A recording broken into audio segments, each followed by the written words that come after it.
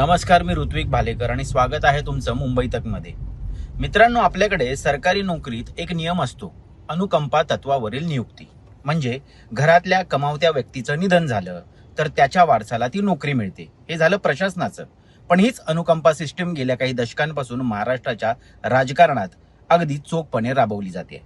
एखाद्या मोठ्या नेत्याचं निधन झालं की लगेच चर्चा सुरू होते, आता वारस कोण? आणि त्याहून मोठी चर्चा म्हणजे ही निवडणूक बिनविरोध होणार का? याला आपण नाव दिले राजकीय सौजन्य आणि परंपरा. पण खरंच सांगा, हे लोकशाहीत बसतं का हो? ही केवळ निष्ठावंत आणि कर्तबगार कार्यकर्त्याची गळचेपी नाही का? आज याच प्रश्नांचा आढावा घेण्यासाठी हा प्रपंच. तर विषय असा आहे की जेव्हा एखादा नेता जातो, निधन पावतो, तेव्हा सर्वपक्षीय सहमतीने त्याच्याच घरातल्या कोणीतरी संधी घेतं. याला आपण सहानुभूती नावाचा मुलामा लावतो. याची काही आदर्श उदाहरणं आपणच सेट केली आहेत. आबा पाटील 2015 सालची तासगाव कवटे महांकाळची पोटनिवडणूक आठवा. आबा गेले आणि त्यांच्या पत्नी सुमनताई पाटील या उभ्या राहिल्या. तेव्हा भाजपनं उमेदवार दिला नाही, शिवसेनेनं पाठिंबा दिला. राजकारण कसं अगदी गुण्यागोविंदानं पार पडलं. निवडणूक बिनविरोध झाली. 2018 मध्ये पलूस कडेगाव मध्ये तेच झालं. पतंगराव कदम गेल्यानंतर विश्वजित कदम उभे राहिले आणि भाजपने आपला उमेदवार मागे घेतला.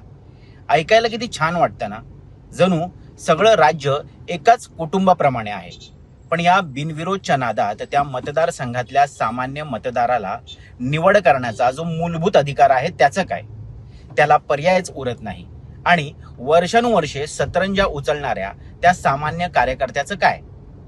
ज्याला वाटतं की आपल्याला कधीतरी संधी मिळेल, त्याच्या नशिबात फक्त सहानुभूतीची लाट बघणेच उरतं का हो?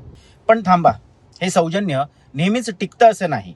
राजकारण शेवटी सत्तेचा खेळ आहे. जेव्हा एखादा मतदारसंघ प्रतिष्ठेचा होतो ना, तेव्हा ही परंपरा खुंटलीला टांगली जाते. अलीकडचीच उदाहरणं बघा ना, म्हणजे तुम्हाला कळेल की सहानुभूती ही फक्त सोयीनुसारच वापरली जाते. पंढरपूर मंगळवेढ्यात 2021 भारत भालके गेले. त्यांचे सुपुत्र भगीरथ भालके रिंगणात होते. वाटलं होतं सौजन्य दाखवलं जाईल, पण भाजपने समाधान अवताडे यांना उतरवलं. निकाल काय लागला? सहानुभूतीची लाट असूनही भगीरथ भालके पराभूत झाले. म्हणजे मतदाराला फक्त वारसा हक्क नको आहे हे इथे सिद्ध झालं. देगलूरमध्ये 2021 साली रावसाहेब अंतापूरकरांचे सुपुत्र जितेश उभे राहिले. भाजपने निवडणूक लढवलीच. इथे जितेश निवडून आले, पण त्यांनाही घाम गाळावा लागला. कोल्हापूर उत्तरमध्ये तेच. चंद्रकांत जाधवांच्या पत्नी जयश्री जाधव उभ्या होत्या. इथे तर भाजपने सत्यजित कदमांना उतरवून निवडणूक अक्षरशः वैयक्तिक पातळीवरती नेली होती. जयश्रीताई जिंकल्या, पण ती निवडणूक सहानुभूतीपेक्षा सत्ता संघर्ष म्हणून जास्त गाजली.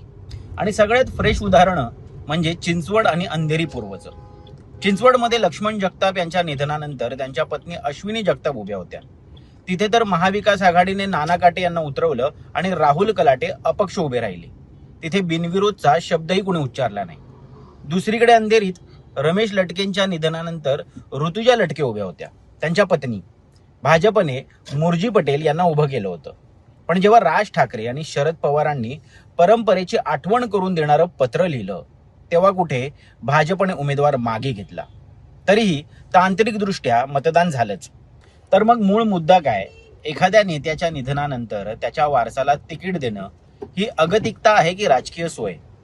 ज्या कार्यकर्त्यानं आयुष्यभर पक्षाचा झेंडा खांद्यावर घेतला, त्याचं कर्तृत्व या सहानुभूतीच्या लाटेत वाहून जात नाही का हो? लोकशाही म्हणजे लोकांनी चालवलेले राज्य.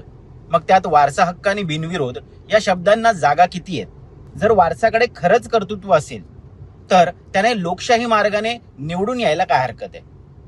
त्याला या राजकीय अनुकंपेच्या कोबड्या कशासाठी हव्यात? हे प्रश्न खरं तर सामान्य मतदारांनी स्वतःला विचारायला हवेत. कारण निधनानंतर सहानुभूती मिळते, पण मतदारसंघाचा विकास करण्यासाठी सक्षम नेतृत्व लागतं, रक्ताचं नातं नाही. तुम्हाला काय वाटतं? ही बिनविरोधची परंपरा लोकशाहीला मारक आहे की आपलं राजकीय कल्चर? कमेंट्समध्ये नक्की सांगा. पाहत रहा मुंबई तक. मी ऋत्विक भालेकर. धन्यवाद.